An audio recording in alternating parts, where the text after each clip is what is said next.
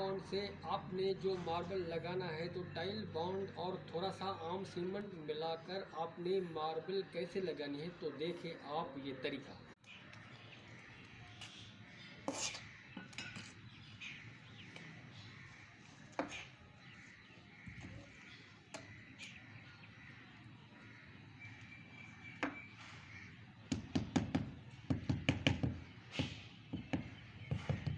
तो अब कैसे चेक करें कि ये मार्बल मजबूत लगी या नहीं, तो उसका चेक करने का एक पावरफुल तरीका है जो हम आपके सामने रखते हैं।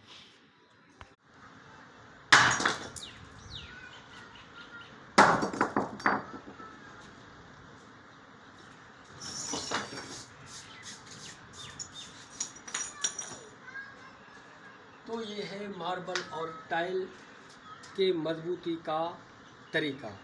तो अपना स्टाइल ये है कि जब भी आप मार्बल या टाइल लगाएं तो कम से कम मजबूती का चेकिंग का तरीका ये होना चाहिए। तो हमारी चेकिंग ऐसे होती है, टाइल या मार्बल लगाएं तो लाइफ टाइम लगाएं, ये है अपना स्टाइल।